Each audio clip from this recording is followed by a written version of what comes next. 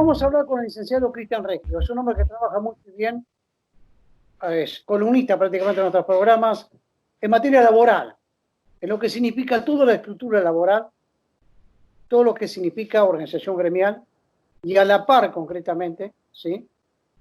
Cómo se inserta hoy por hoy, una vez terminada la cuarentena, una vez terminada la pandemia, el mundo laboral, cómo se reactiva. Cristian, ¿cómo te va? Buenos días, buenas tardes, buenas noches. Como siempre decimos lo mismo, todos los días ¿Qué son tal? iguales. ¿Qué tal, Alberto? ¿Cómo estás? Estamos bien, bien, bien. ¿Cómo nos insertamos, Cristian, en el mundo laboral? Una vez terminada esta pandemia tan atroz, en lo que respira vidas que han sido preservadas mucho y bien en la República Argentina por las políticas y las medidas de Alberto Fernández, y en la parte económica, que es lo inmediato, lo que viene, porque la pandemia, podríamos decir, hay que tener mucho cuidado, pero lo que viene es reactivar el trabajo, el laburo, digamos, el diario quehacer de los trabajadores. ¿Cómo nos insertamos? A ver, yo creo que lo que viene es complejo, es un escenario muy complejo. Estamos viendo que la pandemia no ha respetado ningún tipo de país, no ha respetado ni los países como Argentina que preservaron la salud. Estoy hablando desde el punto de vista económico y laboral, ¿no? Ni los países como Estados Unidos que intentaron preservar lo económico. Hoy en Estados Unidos tenemos una desocupación mayor que la de la crisis del 30, es el 14% la desocupación en Estados Unidos, subió 10 puntos. Esto quiere decir que esta versión que nos querían vender desde algunos sectores de nuestro país, sobre todo del capital concentrado, de que si no teníamos la cuarentena, con cuarentena o sin cuarentena, desde el punto de vista de salud era lo mismo, pero preservábamos los puestos de trabajo, es mentira, porque un país que no generó la cuarentena en su momento, ni se anticipó a la enfermedad, como Estados Unidos, hoy tiene una desocupación altísima, y similar a la que tenemos en la Argentina con 4 años de macrismo. Entonces, digo, lo que viene es muy complejo desde el punto de vista de lo laboral, porque un montón de empresas y de negocios todavía no saben cómo van a salir de esto, porque todavía tienen que ver si la venta si remontan las ventas. Hoy, tanto en Santa Fe como en Rosario, a partir de hace un ratito, arrancamos a abrir los comercios.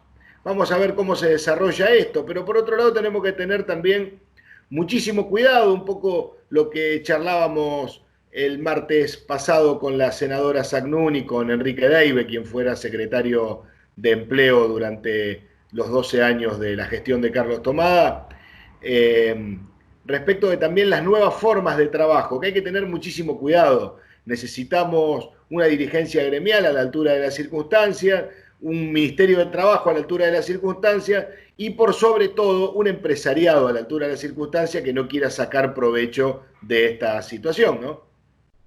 Sí, sí, sí, concretamente es eso. Yo creo que el trabajador, a través de sus organizaciones gremiales representativas, y vaya si lo sabrás, que laborás muy cercamente de los sindicatos, del sindicato judicial, en la elaboración de lo que significan políticas de empleo y desempleo, que tenían mucho impacto en el gobierno anterior, pero ahora se sumó el COVID-19. Las organizaciones gremiales y los trabajadores van a poner mucho de lo suyo para salir adelante, Cristian, Ojo, porque si vos le vas a pedir a Roca, no quiero ser grosero, pero te tira uno y chao, andate. Si le vas a pedir a la gente de Macri, menos. Están haciendo un escándalo en el país por pagar por primera vez un impuesto a la riqueza. Repito, creo que los trabajadores tienen mucho, mucho que ver en el próximo futuro. Sí, sí, lo que acá también tenemos que evitar es que el sacrificio lo hagan solamente los trabajadores. Porque acá está el problema es este. Si el sacrificio, estamos viendo en la ciudad de Rosario, estamos con un paro de transporte de colectivos, porque los choferes de colectivo cobraron el 50% de su sueldo. Entonces las empresas, ¿qué dicen? Y facturamos menos, entonces, ahora cuando los colectiveros tuvieron que salir a ponerle el pecho a la situación, al igual que los trabajadores de la salud y que muchos otros trabajadores, a manejar un colectivo, a arriesgarse de contagiarse, nadie dijo nada. Ahora, hoy le pagan el 50% del sueldo. ¿Y qué hacen? Y que el gobierno nacional mande subsidio para el resto. Entonces, a esto me refiero cuando digo que necesitamos también un empresariado que tenga también un poquito de solidaridad y estar a la altura de las circunstancias. Obviamente que no le estamos reclamando al pobre tipo que tiene un taxi que lo compró con la indemnización de una empresa privatizada ya por los 90. Pero le estamos pidiendo a aquellos empresarios que hoy tienen espalda. Como decía vos lo nombraba a Paolo Roca. Apenas empezó la cuarentena, Paolo Roca quiso aprovechar la situación y despedir a 1.400 trabajadores. Realmente, si Paolo Roca, la fortuna más grande de nuestro país, no tiene espalda para sostener 40 o 60 días de cuarentena, ¿de qué estamos hablando? Cristian, es importante también decir que esto no es que todos los empresarios van a absorber las pérdidas. No, no, no, no. Hay una ayuda muy grande del gobierno nacional, que significa en las pymes el 50% del salario, más el repro, que yo se los digo a los comerciantes. No, estamos, sí, es verdad, la situación económica es muy, pero muy difícil, pero también es difícil y grande el esfuerzo que se está haciendo a nivel nacional para respaldar. Sí, y te quiero aclarar un tema, porque he discutido con algunos empresarios pymes o pequeños comerciantes, dueños de gimnasio, de salones de fiesta, respecto a que dicen, y a mí no me llegó nada. La pregunta es, ¿en qué situación tenés a tus trabajadores? Porque si tenés a tus trabajadores en negro, no los tenés declarado, y después querés que el Estado te ayude con algo que no existe. Un trabajador en negro es alguien que no hay registro de que exista. Por lo tanto, no podemos pretender, después de la avivada de tener durante muchísimo tiempo un trabajador sin registrar, sin ninguno de los derechos que puede tener un trabajador, ni de los beneficios, ni gozar de los beneficios sociales, pretendés que el Estado sea el que pague la mitad de ese sueldo. Aquellos empresarios, aquellos pymes, aquellos comerciantes que tenían todo en regla, te puedo asegurar que les ha llegado el 50% del sueldo. Y hay un tema que no quiero dejar pasar, que no quiero pasar por alto, que es algo que se discutió el otro día en esa charla, que es el teletrabajo. Tenemos que tener muchísimo cuidado con el teletrabajo, Alberto. Muchísimo cuidado. Por lo que hablábamos antes, el teletrabajo es un arma de doble filo. Para una situación como esta, obviamente el teletrabajo ha salvado muchísimas actividades, ha salvado administraciones, inmobiliarias, pero el teletrabajo, si no tenemos plena conciencia y una gran regulación por parte del Estado, el teletrabajo se puede convertir en algo muy nocivo para el trabajador. Primero, el trabajador solo en su casa empieza a perder los lazos de solidaridad y de compañerismo con el resto de las personas con las que comparte su actividad diaria. Segundo, terminas no teniendo horarios. El teletrabajo no es algo nuevo. El teletrabajo nosotros, cuando Carlos Tomada era ministro de Trabajo, ya lo veníamos analizando y estábamos, y en cierto sentido, impulsando el teletrabajo. Impulsándolo siempre custodiando que no se vulneren los derechos de los trabajadores. Tenemos que tener mucho cuidado con eso, con que los derechos de los trabajadores sean vulnerados por el teletrabajo. Cristian, como siempre, un gran abrazo. Nos estamos viendo. A vos y muchas gracias.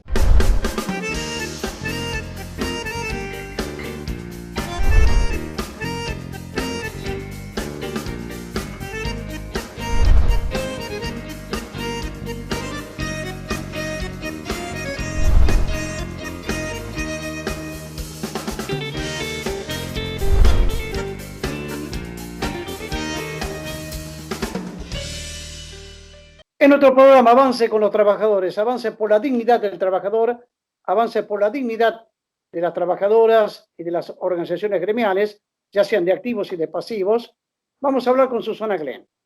Susana Glenn, para ubicarla una vez más en nuestro programa, es la titular del Frente de Jubilados de la Ciudad de Rosario.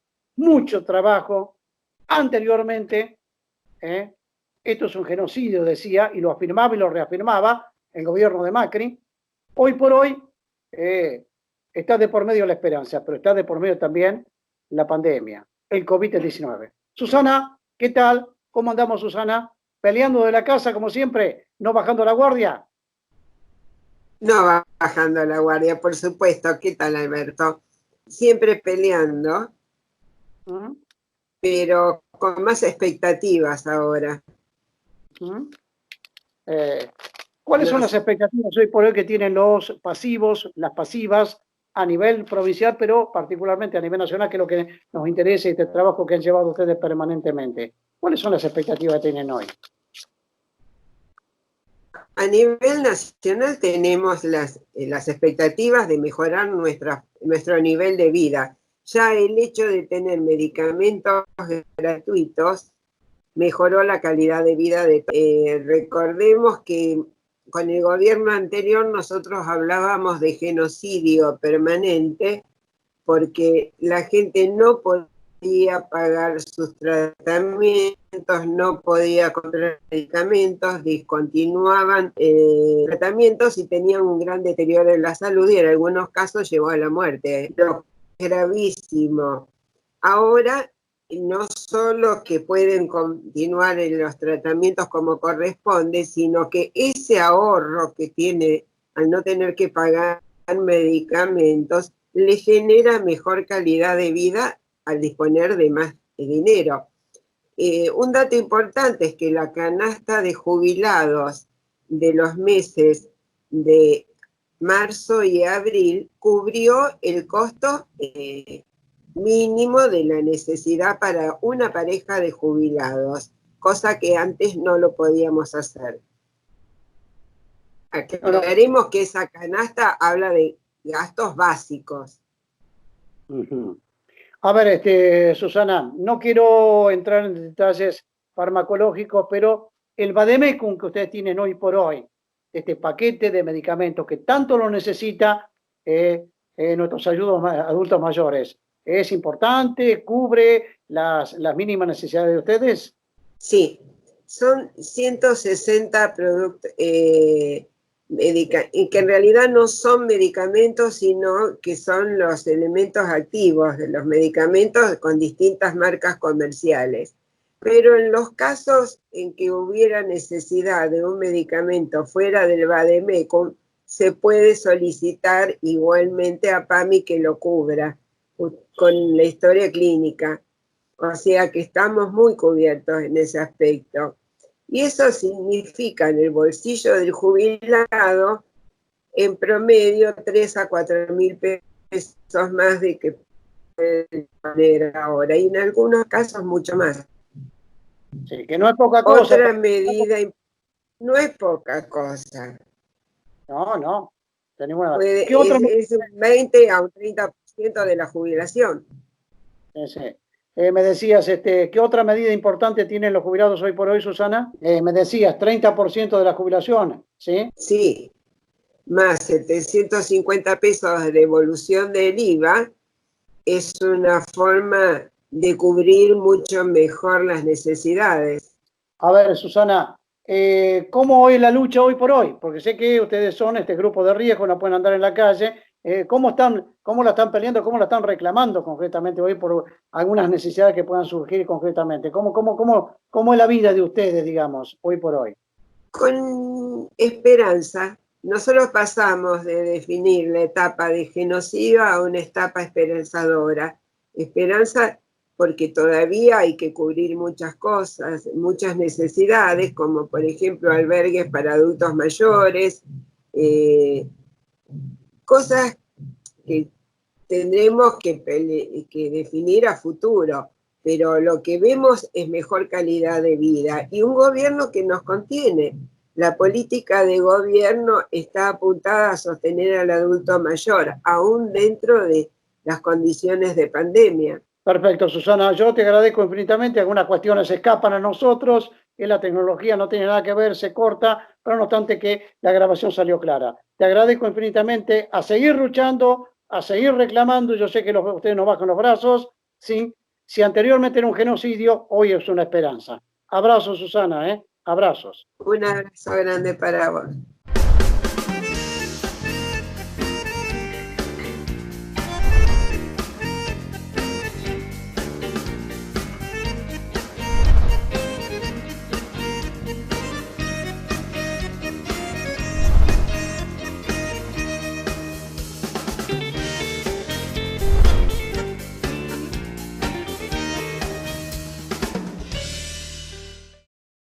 Vamos a hablar con Jorge Perlo, que es el titular del Sindicato de Trabajadores Judiciales de la provincia, y vaya servicio sensible e inmediato que reclama la población. Pero vale recordar a este respecto que los trabajadores judiciales son también seres humanos, ¿sí?